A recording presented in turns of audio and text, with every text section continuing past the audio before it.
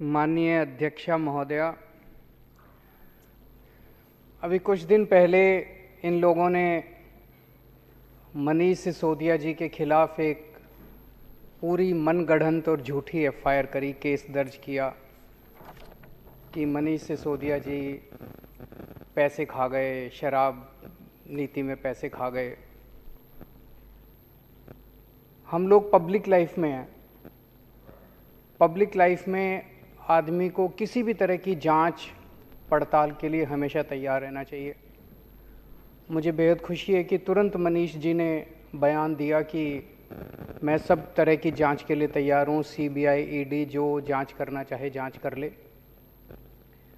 मनीष जी ने धमकी नहीं दी कि मैं तुम्हारे ऊपर डिफेमेशन के केस कर दूंगा, ये कर दूंगा, वो कर दूंगा। अरे क्यों कर दूंगा, जब कुछ करा ही नहीं तो कर लो जांच।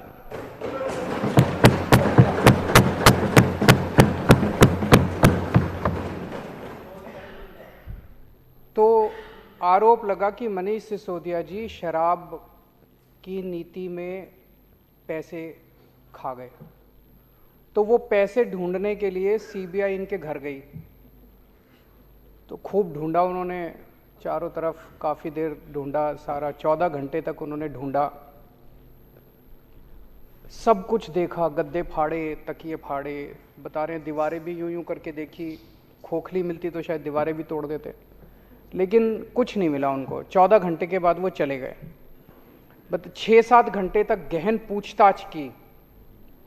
कुछ लोग मैं देख रहा था टीवी में आरोप लगा रहे थे ये लोग कि जवाब क्यों नहीं देते। जवाब सारे जवाब दिए इन्होंने, जितने प्रश्न सीबीआई वालों ने पूछे सारे जवाब दिए, और सीबीआई वाले पूरी तरह से संतुष्ट होकर इनके घर से गए। फिर सीबीआई वाले इनके गांव गए। गांव में सारे गांव वालों से पूछा, भाई मनीष सिसोदिया ने कोई प्रॉपर्टी खरीदी हो, ज़मीन खरीदी हो, कोई खेती की ज़मीन खरीदी हो, कोई मकान खरीदा हो, कोई कुछ नहीं मिला। फिर इनके लॉकर चेक करने के लिए गए। उनको लगा शायद यहाँ कोई ज्वेलरी हो, पैसा हो, प्रॉपर्टी के कागज़ हो। वहाँ शायद 70-80 हज़ार रुपये के भाभी जी के कोई छोटे मोटे गहने मिले।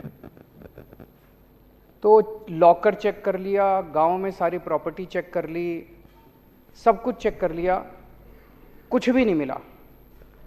तो अब सीबीआई वाले भी अच्छे लोग हैं, इंसान है वो भी, उनके दिल में भी आत्मा, वो देख रहे हैं कि क्या हो रहा है, वो भी सोचते हैं यार ये ठीक नहीं हो रहा।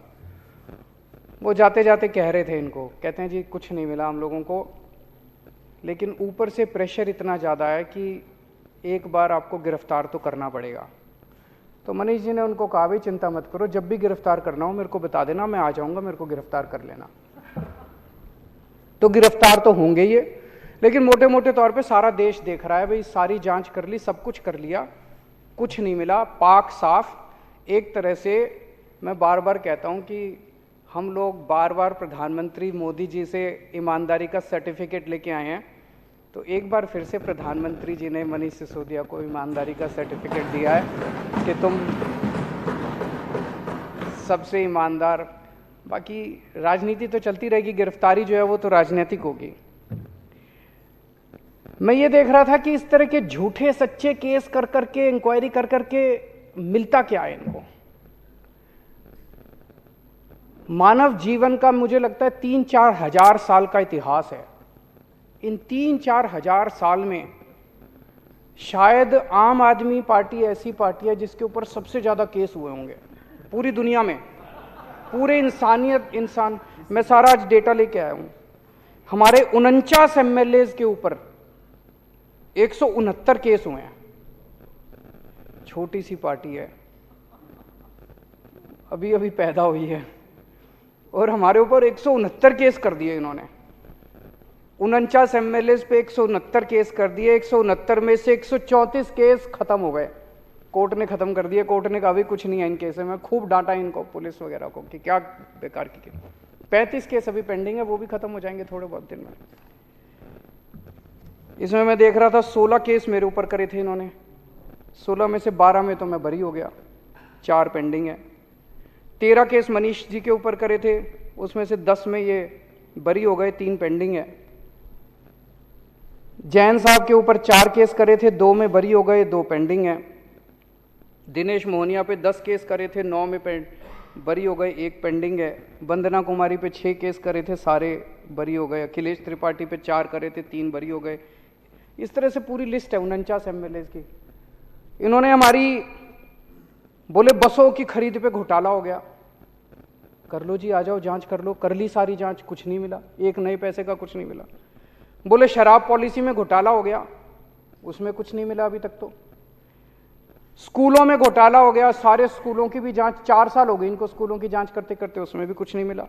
मोहल्ला क्लिनिक में बोले खूब घोटाला हो गया, उसमें भी कुछ नहीं मिला। बोले अस्पतालों में घोटाला हो गया, अस्पतालों के कंस्ट्रक्शन में, दवाइयों में, पता नहीं क्या क्या, वो सारी जांच कर ली, उसमें कुछ नहीं मिला। कोरोना के वक्त बोले घोटाला हो गया, पूरी दुनिया कह रही है कोरोना में हम लोगों ने बड़ा अच्छा काम किया, बोले घोटाला हो गया, उसकी भी जांच कर ली। बोले सड़कों के निर्माण में घोटाला हो गया, उसकी भी जांच कर ली, उसमें भी कुछ नहीं मिला। इससे क्या फायदा है? इससे कोई देश का फायदा है ऐसी झूठी सच्ची जांच करके? देश का टाइम खराब कर रहे हो, लोगों का टाइम खराब कर रहे हो, काम में अड़चन अड़ा रहे हो, रोज नई नई उलट पुलट जांच कर रहे हो। एक जरूर हुआ है, जब से इन्होंने मनीष सिसोदिया क्या रेड मारी है, गुजरात में हमारा 4% वोट शेयर बढ़ गया। और जिस दिन ये इनको गिरफ्तार करेंगे, मुझे लगता है 6% वोट और बढ़ जाएगा।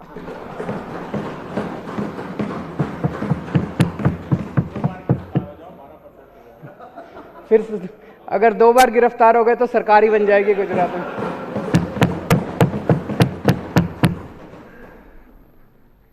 आज देश में राष्ट्रीय स्तर पे 2 ही पार्टियां बची हैं। एक है कट्टर ईमानदार पार्टी और एक है कट्टर बेईमान पार्टी। 2 ही पार्टियां हैं। कट्टर ईमानदार पार्टी है, उसमें सारे उनके नेता, मंत्री, मुख्यमंत्री, विधायक सब ईमानदार हैं। और जो कट्टर बेईमान पार्टी है, उसमें रोज भ्रष्टाचार सुनने को मिलता है, रोज भ्रष्टाचार। कल सुन रहे थे कर्नाटक के अंदर ठेकेदार खड़े होकर कह रहे थे, खुलेआम कभी नहीं हुआ होगा ऐसा, वो डर भी निकल गया उनका। ठेकेदार खड़े होकर कह रहे हैं, कोई कह रहा है मेरे से 30% पैसे खा गए, मेरे से 40% पे। कट्टर बेईमान पार्टी वो है जो जहरीली शराब बेचती है। कट्टर पार्टी बेईमान पार्टी वो है जो नशा बेचती है इस देश के अंदर। कट्टर बेईमान पार्टी है जो 20-20 करोड़, 50-50 करोड़ रुपए में MLA खरीदती है। कट्टर ईमानदार पार्टी जनता के टैक्स के पैसे को स्कूल और अस्पताल बनाती है। कट्टर ईमानदार पार्टी उससे स्कूल बनाती है, अस्पताल बनाती है। और कट्टर बेईमान पार्टी जनता से टैक्स लेके और अपने दोस्तों के कर्जे माफ करती है, उनसे MLA खरीदती है। कट्टर बेईमान पार्टी अपने दोस्तों से और अपने पार्टी के लोगों से प्यार करती है, उनको बचाने की कोशिश करती है। अगर उनकी पार्टी का कोई पकड़ा जाए तो उसको जांच भी नहीं होती, कुछ नहीं होता। उनका कोई दोस्त पकड़ा जाए चोरी करते हुए तो उसका कुछ नहीं होता। कट्टर ईमानदार पार्टी देश से प्यार करती है। अगर उनका अपना भी कोई फंसे तो उसको बख्शती नहीं है कट्टर ईमानदार पार्टी। कट्टर बेईमान पार्टी है जिसमें कम पढ़े लिखे लोग हैं, आधे से ज्यादा अनपढ़ लोग हैं, कईयों की फर्जी डिग्रियां हैं उनके नेताओं की। कट्टर ईमानदार पार्टी वो है जिसके पास पढ़े लिखे लोग हैं, IIT के लोग हैं, डिग्री असली है। कट्टर ईमानदार पार्टी के पास अच्छी टीम है, समझ है, विजन है। कट्टर बेईमान पार्टी है जो 24 घंटे गुंडागर्दी, लड़ाई झगड़ा, पूरे देश में बेईमान पार्टी को पता चल जाए किसी ने बलात्कार किया, उसको पार्टी में शामिल कराने के लिए पहुंच जाते हैं। औरतों को गंदी गंदी गालियां देते हैं ये। और कट्टर ईमानदार पार्टी है जो शरीफों की पार्टी है, महिलाओं की इज्जत करती है। कट्टर बेईमान पार्टी है जो दोस्तों की फिक्र करती है, दोस्तवाद करती है, दोस्तों के लिए कुछ भी करने को तैयार है। कट्टर ईमानदार पार्टी है जो भारत की परवाह करती है, भारतवाद करती है। और जैसा अभी राजेंद्र गौतम जी ने कहा कि कट्टर ईमानदार पार्टी है जो भारत को दुनिया का नंबर 1 देश बनाना चाहती है। और कट्टर बेईमान पार्टी वो है जो अपने दोस्त को दुनिया का नंबर 1 बनाना चाहती है। मैं कहता हूं मैं फ्री बिजली देना चाहता हूं, बताओ क्या गलत करता हूं? पैसा स्विस बैंकों में नहीं ले जा रहा, जनता को फ्री बिजली। ये इतनी गंदी गंदी गालियां देते हैं, मैं देखता हूं इतनी गंदी गंदी गालियां देते हैं मेरे को। मैं कहता हूं मैं स्कूल और अस्पताल बनाना चाहता हूं देश में। दिल्ली में हमने इतने अच्छे अच्छे स्कूल बनाए, इतने अच्छे अच्छे, जैसे ही मैं कहता हूं मैं स्कूल अस्पताल बनाऊंगा मेरे ऊपर केस कर देते हैं। ये इतने केस कर दिए इन लोगों ने मेरे ऊपर। मैं पूछना चाहता हूं कि स्कूल और अस्पताल बनाए बिना क्या देश की तरक्की हो सकती है? बिल्कुल नहीं हो सकती देश की तरक्की। तो आज 2 मांग हम कर रहे हैं इनसे। एक तो ये जो एमएलए खरीदते हो तुम, इन्होंने महाराष्ट्र में, मध्य प्रदेश में, गोवा में, कर्नाटक में, आसाम में, अरुणाचल प्रदेश में, बिहार में, अब झारखंड में करने जा रहे हैं। बता रहे हैं 20-20 करोड़ से 50-50 करोड़ रुपए तक के एमएलए खरीदे हैं। 6300 करोड़ रुपए इन्होंने एमएलए खरीदने में खर्च कर दिए, जिसकी वजह से देश में पेट्रोल और डीजल के दाम बढ़ गए। तो आज पहली मांग तो इस देश के लोगों की आ रही है, एमएलए खरीदना बंद करो, बहुत हो गई गुंडागर्दी, सरेआम मंडी बना रखी है इन्होंने एमएलए की। एमएलए खरीदना बंद करो और ये पेट्रोल और डीजल के दाम कम करो। और दूसरी मांग है कि ये कर्जे जो तुम लोगों ने अपने दोस्तों के कर्जे माफ करते हो, ये सारा पैसा रिकवर किया जाना चाहिए और किसानों के और स्टूडेंट्स के कर्जे माफ किए जाने चाहिए, ना कि दोस्तों के कर्जे माफ।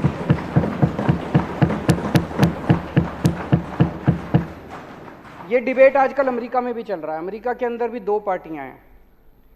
जो बिडेन साहब अभी स्टूडेंट्स के कर्जे माफ कर रहे हैं, दूसरी पार्टी है जो इनके दोस्त की पार्टी है, वो कह रहे हैं स्टूडेंट्स के कर्जे माफ नहीं होने चाहिए, अरबपतियों के कर्जे माफ होने चाहिए। वो इसका विरोध कर रहे हैं। वहां भी यही चल रहा है और यहां भी यही डिबेट चल रहा है इस देश के अंदर कि क्या अरबपतियों के कर्जे माफ होने चाहिए या किसानों के और स्टूडेंट्स के कर्जे माफ होने चाहिए।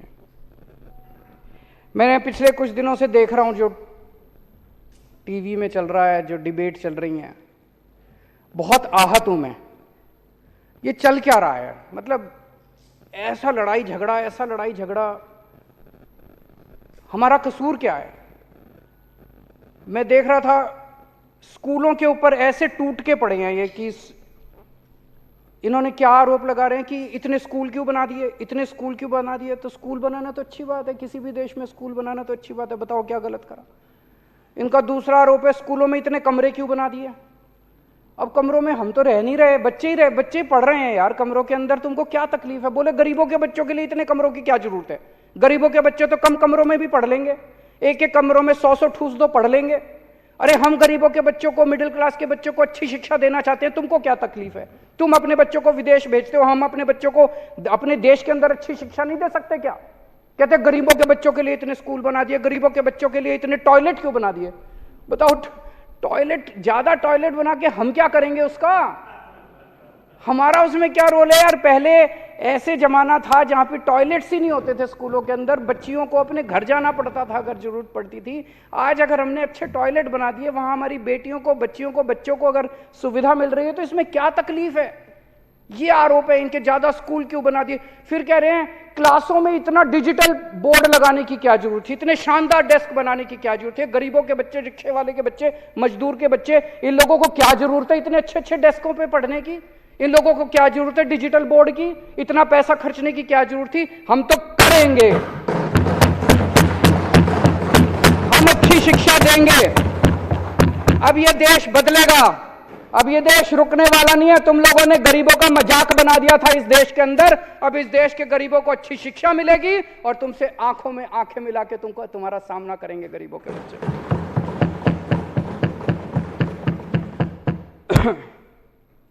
पहले कहते थे केजरीवाल ने एक भी स्कूल नहीं बनाया, केजरीवाल ने एक भी स्कूल नहीं बनाया, केजरीवाल ने एक भी स्कूल नहीं बनाया। आजकल कहते हैं केजरीवाल ने ज्यादा स्कूल बना दिए, केजरीवाल ये मतलब मैं समझ नहीं पा रहा। ये मैंने कहा कि जो कट्टर बेईमान पार्टी है इस देश की, वो अनपढ़ लोगों की पार्टी है, डिग्री नहीं है उनके पास, समझ नहीं है उनके, बेवकूफों की भी पार्टी है ये।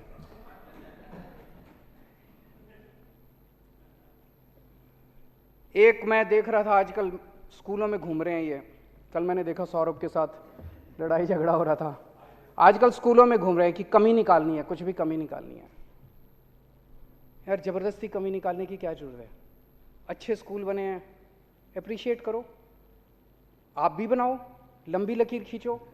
तो स्कूल में जाते हैं, कुछ नहीं मिलता। एक मैं देख रहा था, इनका बहुत बड़ा नेता एक डेस्क के नीचे घुसा हुआ था। डेस्क के नीचे घुस के देखो यहाँ पे मिट्टी है, वहां पे दिखा रहा था, देखो यहाँ पे मिट्टी है, कैमरा वालों को बुला रहा था एक डेस्क के नीचे घुस के। ये क्या है? तमाशा बना रखा है इन लोगों ने। यार अच्छे काम एक दूसरे से सीखते हैं ना। मैं इनको बार बार कह चुका, असम के मुख्यमंत्री के साथ अभी ट्विटर पे बातचीत हुई, मैंने उनको कहा भाई आपने कुछ अच्छा काम किया, मैं आता हूं, दिखाओ मेरे को, मैं भी दिल्ली में करूंगा, आप दिल्ली में आओ, मैंने जो किया मैं भी दिखाते ही नहीं है कुछ, बताते ही नहीं है कुछ, करते ही नहीं है। मैंने गुजरात के मुख्यमंत्री को कहा, हिमाचल प्रदेश के मुख्यमंत्री को कहा, यूपी के मुख्यमंत्री को कहा, आपने जो अच्छे काम किए, अभी मैं तमिलनाडु जा रहा हूं 2 दिन के बाद, उन्होंने बड़े अच्छे काम किए, वो बुला रहे हैं मेरे को, मैं जाऊंगा, वहां से सीखूंगा, वो हमसे सीखेंगे। इनके कितनी बार हमने कह लिया भाई जो हम अच्छे काम कर रहे हैं आप सीखो, जो आपने अच्छे काम किए हम बताएंगे। ये इस तरह की नौटंकी करने से क्या फायदा? इससे देश का फायदा थोड़ी होता है। जो मार काट, गुंडागर्दी, लड़ाई झगड़ा बस 24 घंटे यही करते रहते हैं, इससे देश का फायदा नहीं होने वाला। मैं सामान्य सा आदमी हूं, एक मिडिल क्लास का सामान्य से परिवार में पैदा हुआ, आईआईटी गया, आईआईटी में मेरी पढ़ाई हुई, मैकेनिकल इंजीनियरिंग करी। आज मैं जो कुछ भी हूं मैं समझता हूं कि मैं मेरी शिक्षा की वजह से हूं। आज मेरे दोनों बच्चे आईआईटी में पढ़ रहे हैं, बेटी आईआईटी में पढ़ के पास हो चुकी है, बेटा, दोनों अपने पैरों पे खड़े हैं, वो भी अपनी शिक्षा की वजह से। मेरा आज एक ही सपना है कि जो शिक्षा इस देश ने मेरे को दी, मेरे बच्चों को दी है, वो शिक्षा मैं इस देश के हर बच्चे को दिला पाऊं मेरी जिंदगी में। मेरे को जो शिक्षा मिली है, मेरे को जो शिक्षा मिली है, वो उसी क्वालिटी की शिक्षा इस देश के हर बच्चे को मिलनी चाहिए। और जो इन लोगों ने करना है कर ले, मेरे को गिरफ्तार करना है मेरे को भी कर ले, इसको करना है हम सबको जेल में डाल दें, हमें इसकी कोई परवाह नहीं है।